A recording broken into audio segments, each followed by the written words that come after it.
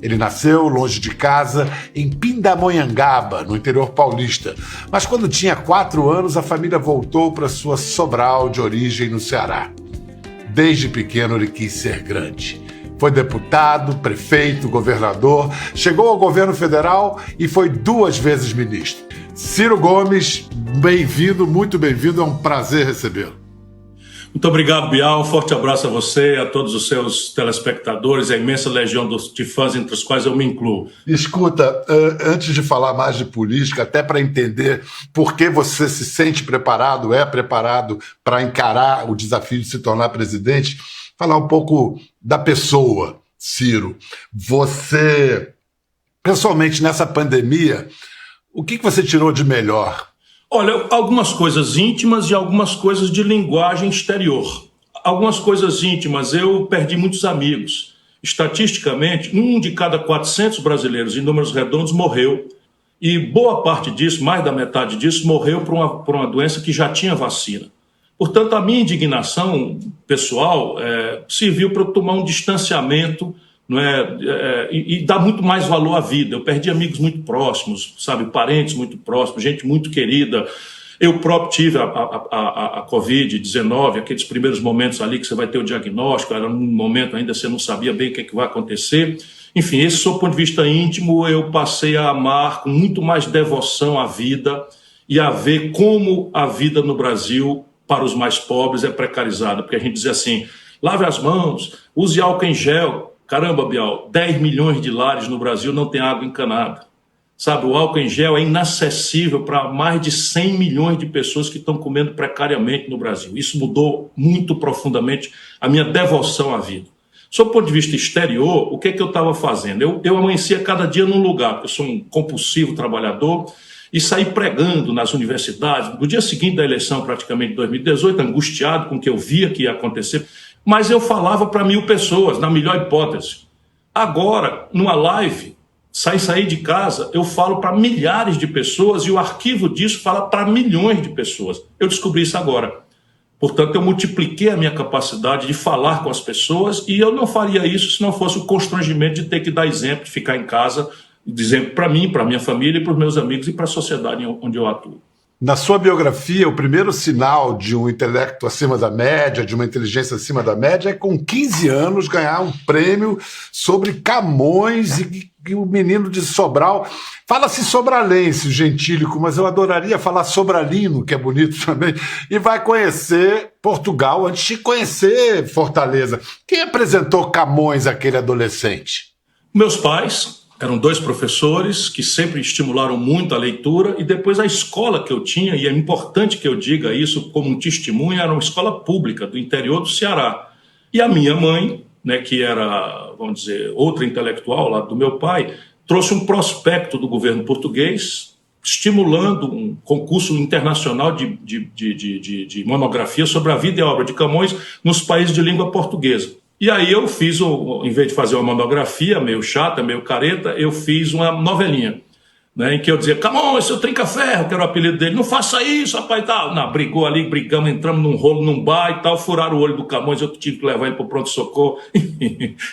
e essa monografia foi premiada, de maneira que eu saí de Sobral e conheci Portugal antes de conhecer Fortaleza.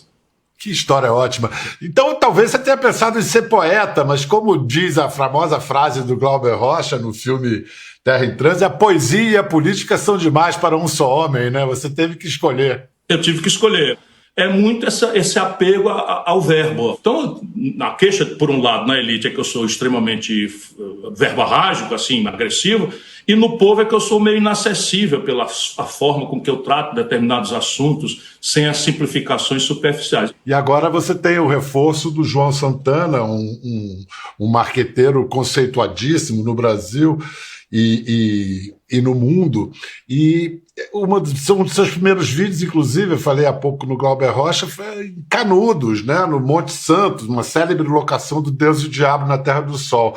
Nessa peça você entra na igreja, se ajoelha, faz o sinal da cruz, fala de fé. O que parece ser uma novidade na sua carreira. Foi do João Santana essa ideia de resgatar o estudante de 18 anos que morava no convento? O João Santana é uma figura absolutamente extraordinária, né? No Brasil, a pressa reduz as pessoas, né? Então ele é um marqueteiro. O João Santana é um poeta, é um intelectual, é um brasileiro sofisticado de quem hoje sou amigo. Entretanto, a minha religiosidade, eu sempre meio que escondi, Bial. A minha religiosidade sempre eu meio que escondi, porque aqui no Ceará a gente faz um esforço de laicização muito testemunhal. Ao João coube o quê? Dizer assim, não, você tem que se mostrar quem você é. Aí eu contei para ele a minha história. Eu, garoto em Sobral, era da Juventude Franciscana. Venho para Fortaleza, no auge não, na decadência da ditadura, mas ninguém sabia, historicamente o Geisel estava desmontando a ditadura, e eu chego na universidade associando uma valoração que eu trouxe da minha origem, de militante, mas uma consciência crítica que me deu a pastoral universitária da Igreja Católica. Um bispo, um arcebispo de Fortaleza, Dom Aloysio Lochaida, que é um santo que eu conheci em vida, foi meu mentor. E o João, né, vendo isso, não, as pessoas têm direito de conhecê-lo inteiro. E aí ele tem me permitido, né, ser eu mesmo, só que agora mais visível, né, o que está me agradando, inclusive, que é libertador. Agora, o João é um nome muito associado ao PT. Você sente a vontade de trazer alguém tão associado à imagem do PT para perto de si? Completamente. O João é um extraordinário profissional, é um jornalista sem rival, com várias experiências aí, né, de jornalismo puro e simples, e o João orientou 9 campanhas presidenciais no Brasil e no mundo e ganhou 8. Né? Então é o melhor profissional. Meu partido, não teria dinheiro para pagar o valor que um estrategista político tão sofisticadamente qualificado como o João, ele está fazendo por muita afinidade. Hoje nós somos amigos, eu diria a você. Amigos mesmo, nós tiramos horas a fio fora dessa discussão de tática, de estratégia, de como é que a gente estraga o adversário, faz o autoelogio, que é o mundanismo da política. Eu estou reduzindo aqui só para a gente brincar, né? Mas o João é uma pessoa com quem eu discuto profundidades. Só para concluir aqui sobre o João, você tem sido bastante duro nas críticas ao ex-presidente Lula. Você disse que ele é o maior corruptor da história do país. Então não tem uma contradição entre bater em Lula e contratar João, que foi condenado na Lava Jato, no esquema do PT e que ficou livre porque delatou? Não, eu penso comovidamente que não, porque é uma circunstância. Primeiro, só reparando as coisas. Outro dia, um petista muito aborrecido comigo, eles normalmente se aborrecem no adjetivo para não responder ao substantivo. Disse que eu estava comparando Lula como o maior corruptor do Brasil e esqueci do Adhemar de Barros, aí diciou uma fila de corruptos, mal percebendo que deixou o Lula na boa companhia. Ele não negou que o Lula era corruptor. Então eu quero só reparar, minha frase é da história moderna brasileira.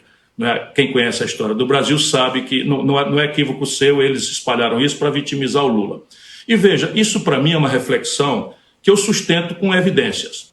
Mas o João Santana, Bial, é um prestador de serviços.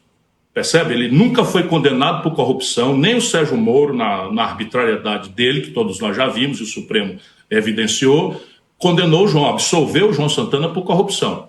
O João foi condenado por Caixa 2 e pagou as penas, e pagou como nenhum outro marqueteiro brasileiro pagou. Porque Caixa 2 sabe como é, dinheiro não contabilizado que entra na campanha. Ele reconhece que errou.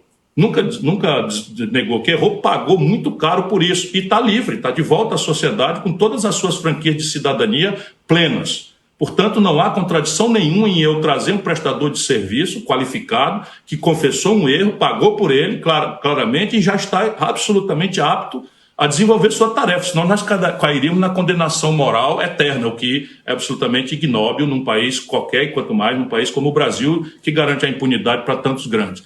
A corrupção do PT e do Lula, eu não condeno por conta de nenhum adjetivo particular com Lula. A minha condenação, Bial, é para eu poder ter coerência para atacar o bolsonarismo.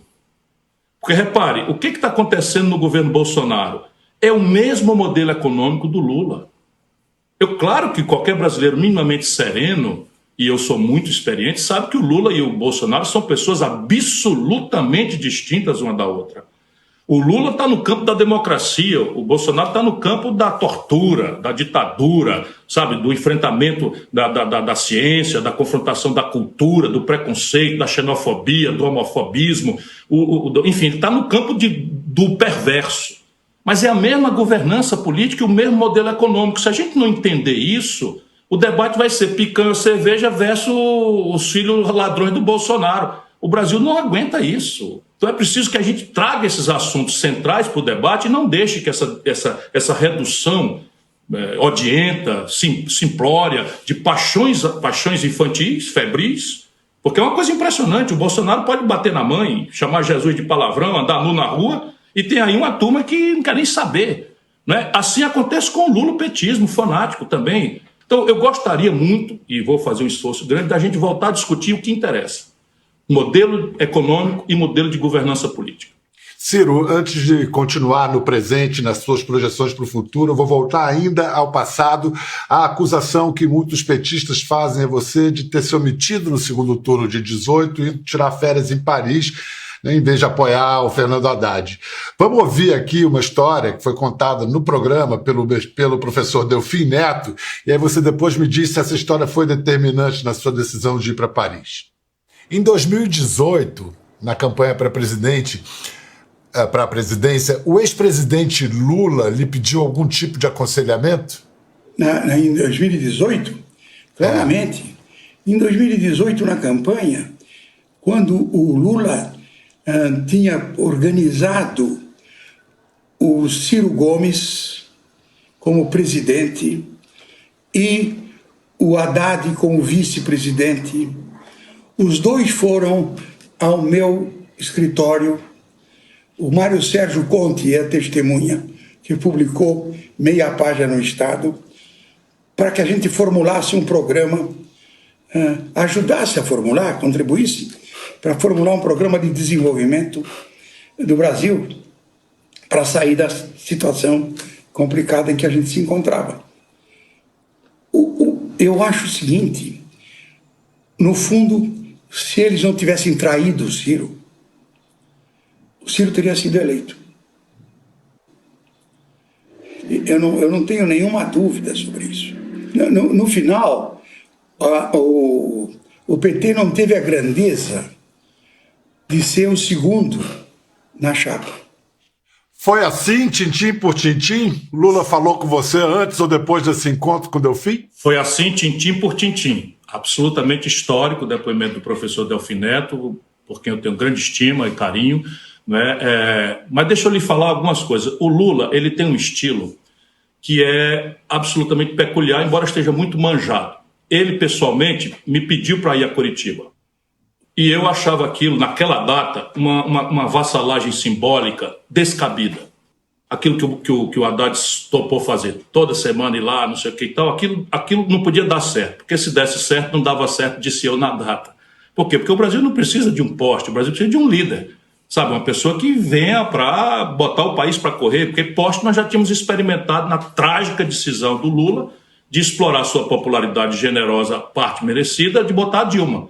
Experiência anterior zero, que desastrou o país. Não conseguiu reunir no primeiro ano do mandato um terço de uma Câmara de Deputados que até a venda se revelou. E conciliou com o Eduardo Cunha. Também, a história o brasileiro conhece. Mas ele então pediu ao Haddad para me consultar se eu topava essa aliança e tal. E eu conheço bem o Lula de 35 anos. Eu disse, olha, eu topo, mas isso seria o Dream Team. Isso tudo está no Google, as pessoas podem fazer. Mas eu nunca acreditei, porque o Lula ele não tem espírito público. O Lula tem um genuíno carinho pela população mais pobre, mas é uma solidariedade de cima para baixo. Ele quer essas pessoas dependentes dele. Ele não quer nunca que o povo brasileiro seja emancipado e que viva pelo suor do seu rosto, do seu trabalho, e que não dependa de político nenhum para a sobrevivência básica. Mas o que acontecia naquelas eleições? Que é crítico. O que acontecia naquelas eleições é que ninguém sabia ainda quem ia ganhar. Nenhum de nós, acredite, foi isso aí, eu mordi a língua, nenhum de nós dava a menor bola para a candidatura Bolsonaro. Isso revelou-se um grosseiro equívoco. Nós não entendemos bem que o Bolsonaro não era ele. O Bolsonaro era uma intrusão do Trump na política brasileira, que mandou para cá um cidadão tenebroso chamado Steve Bannon, e que veio com a tecnologia e ferramentaria absolutamente ilegais. Até hoje os tribunais brasileiros não se debruçaram para apreciar o assunto. Isso é preciso ser dito com todos os S's e R's. Mas uma coisa se sabia, e qualquer brasileiro que quiser examinar esse assunto que eu estou falando, isentamente, olha, o PT seria o derrotado na eleição. Eu estava simulando todas as coisas, ganhando do Bolsonaro. E aí, veja bem, foi por isto que eu fui? Não, não foi por isso. É que eu, lá atrás, Bial, eu venho de longa data, o Lula também. E o Lula comete equívocos estratégicos, tem uma explicação, o lulocentrismo. O egolatrismo absolutamente sem contraste e agora piorado porque os grandes amigos que ele tinha e que diziam, menos Lula, calma Lula, dá uma olhadinha aqui, morreram todos. Márcio Tomás Basso, Marco Aurélio Garcia, Guxiquem, que são pessoas todos da minha relação, que eu conheço todos eles, morreram todos. E o Lula agora está cercado de bajuladores de 5º nível. Então o ego do Lula agora não tem reparo, não tem contradição. Então ele despirocou geral, não mudou nenhuma ideia sobre nada e agora está piorado, porque considera vamos dizer, que o crime compensa. O Lula pode fazer um discurso coerente contra a corrupção. Ok, nunca deixei de denunciar que o Lula não vinha tendo o devido processo legal, mas o governo do Lula era organicamente corrupto. Eu estou falando com muita dor. Mas veja, eu disse ao Lula, pessoalmente e em público, que o Michel Temer era corrupto, que ele era irresponsável de botar na linha de sucessão. Sabe qual foi a resposta da Dilma na data? O Ciro está magoado. Eu disse ao Lula, não entregue Furnas para o Eduardo Cunha, que se ele pegar, ele vai comprar a maioria e vai virar presidente da Câmara e entrar na linha de sucessão. O Lula disse a mim, não, eu não vou dar Furnas para esse canalha de jeito nenhum. No dia seguinte, deu. E eu denunciei publicamente. Isso aqui tem a coleção. Quem estiver duvidando e tiver boa fé, vá no Google. Não aceite conversa de nenhum político pelo que ele fala. Todos merecemos que a população nos olhe criticamente. E o Lula será olhado criticamente, porque ele é causa da tragédia brasileira. Mas, só para repor a história, no primeira noite, quando saiu o resultado, eu declarei voto no Haddad. Sabe que até hoje, eu nunca contei para ninguém, porque parece bobagem, mas sabe que até hoje, no momento em que eu lhe falo, o Haddad não me ligou para dizer, Ciro, eu gostaria de ter uma conversa com você, para a gente fazer um acordo aí, de incorporar algum problema, algum elemento do seu programa. O Haddad tinha ido no TSE, as pessoas não prestam atenção, mas eu presto. Tinha ido no TSE trocar o programa e afirmando o compromisso com o estabelecimento da autonomia do Banco Central. E agora o Bolsonaro fez e eles estão na justiça contra. Chega, Bial, o mal que essa gente fez, que o Lula já fez ao Brasil, é muito maior do que o bem que ele fez em algum momento. Ciro, agora vamos falar do presente. A gente vive um momento dos mais graves na história da República. No início da atual gestão, você defendeu os militares no governo. O ano passado, o seu irmão, Cid Gomes, foi baleado numa manifestação de policiais em Sobral. Imagens de barbárie que revelavam uma politização perigosíssima das forças de segurança, das forças policiais, das PMs. Nesse cenário que a gente está vendo hoje, você teme mais um golpe apoiado nas PMs? Você ainda confia nas Forças Armadas para manter essa estabilidade, se manter ao lado da democracia? Eu conheço o Bolsonaro e sei que o Bolsonaro é um grande canalha desde sempre. Eu fui contemporâneo dele, deputado. O Bolsonaro roubava dinheiro da gasolina do gabinete, roubava dinheiro de funcionários fantasmas, roubava dinheiro do auxílio moradia. E o Bolsonaro sempre foi um cara ligado à tortura, ao banditismo institucionalizado, às milícias. Eu, em 93, governador do Ceará, pedi a cassação e a prisão do deputado Bolsonaro. Isso é numa reunião da Sudene, porque ele tinha feito uma dessas maluquices lá. A elite brasileira é muito descuidada, né, e faz. Porém, quando ele ganhou a eleição, eu sou um democrata. Eu o cumprimentei, desejei boa sorte. Quando eu vi o desenho do governo, eu pensei cá comigo. Tem uma turma aí que é o tecnocratismo absolutamente estúpido e inconsequente, mas eu chamei de núcleo racional do governo, que era, vamos dizer, simbolizado pelo Paulo Guedes. Eu discordo de tudo do Paulo Guedes, mas sei conversar com ele na linguagem, não é, do economês, digamos assim. É um desastre completo, não conhece o Brasil, mas, né, eu achava que esse núcleo aí tinha alguma racionalidade com quem a gente podia dialogar. Depois eu achava que os militares seriam uma espécie de poder moderador que eles se atribuem. Então, veja bem, eu disse isso. E por quê? Porque eu tinha visto ali um terceiro que eu chamei de Praça da Alegria. que era um negócio de doido. Você vê Weintraub, Damares, e sabe, um negócio de doido ali, você vê para quem como eu conhece esses atores todos. Cara, eu mordi a língua. A racionalidade do Paulo Guedes virou um patrimonialismo sem precedentes. E mais mordi e feri feio a língua foi que, em vez de os militares moderarem o Bolsonaro subornou essa cúpula militar que está perigosamente sendo transformada num partido político miliciano. Esse negócio agora é o que nós temos para enfrentar.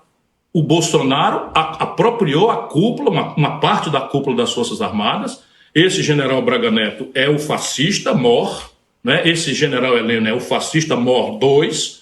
Então, e o Bolsonaro, ao invés de ser moderado por eles, o Bolsonaro subornou e corrompeu uma parte da cúpula das Forças Armadas e das PMs. E no delírio dele, é com isso que ele vai enfrentar a democracia. É um delírio. Mas olha só, Ciro, a gente sabe que o golpe do século XXI, o golpe contra a democracia, não é mais com tanques na rua. A gente vê o que aconteceu na Hungria, na Polônia, o que vem acontecendo na Rússia. E a trajetória do governo atual parece um filme que todos nós conhecemos o enredo, mas acabamos por cumprir o mesmo roteiro. Agora, por exemplo, Bolsonaro conseguiu o que queria quando o Fux faz o discurso que fez no Supremo e declara a guerra, compra a guerra declarada entre o presidente e os ministros Barroso e Alexandre de Moraes. Que chances nós temos ainda de evitar uma crise institucional completa, terminal? Olha, é isto que nós temos que olhar. O que é que nós estamos vendo na realidade brasileira?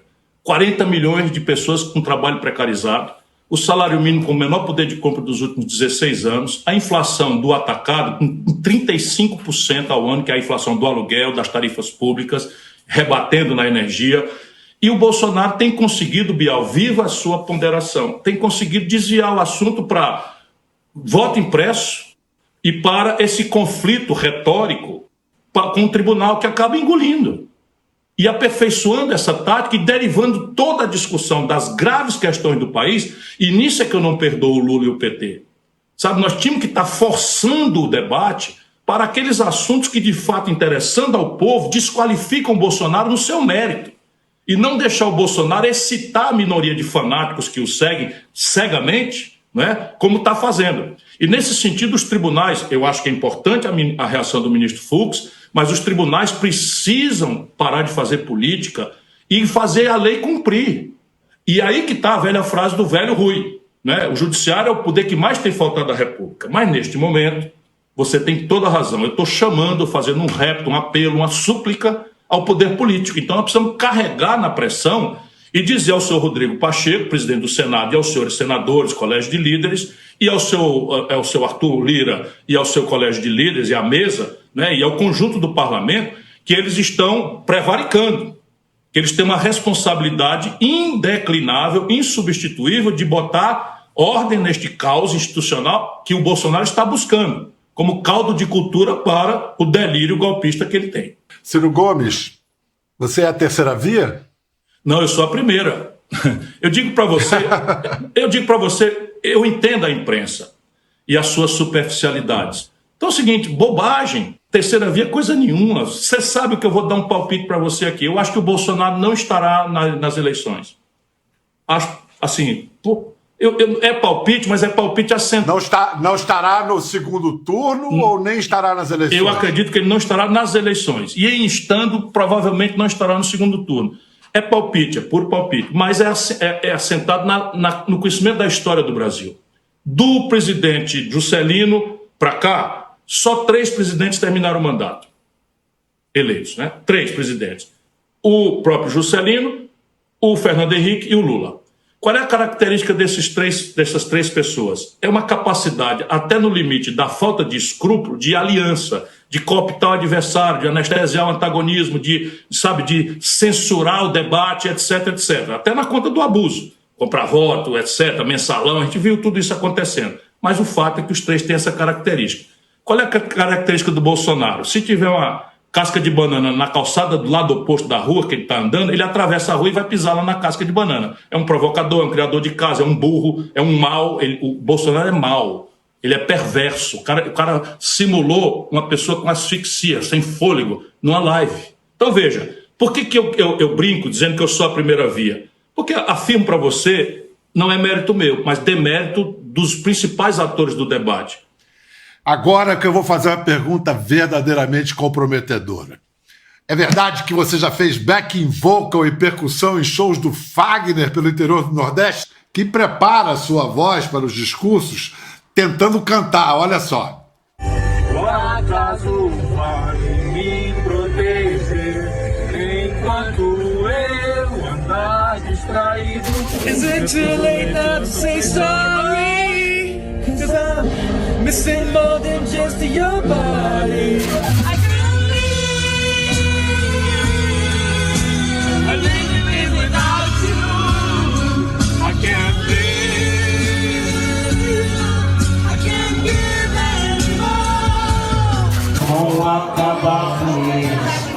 Não sou nenhum pai João. Quem trouxe você foi eu. Não passa papel de louca.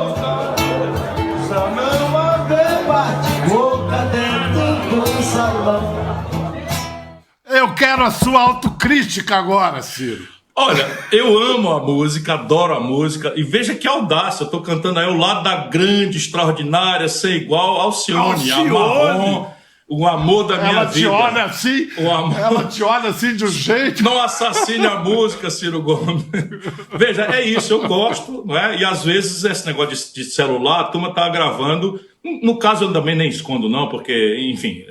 Isso é João Santana. João Santana, rapaz, deixa as pessoas conhecerem esse lado aí e tal, tá tudo bem.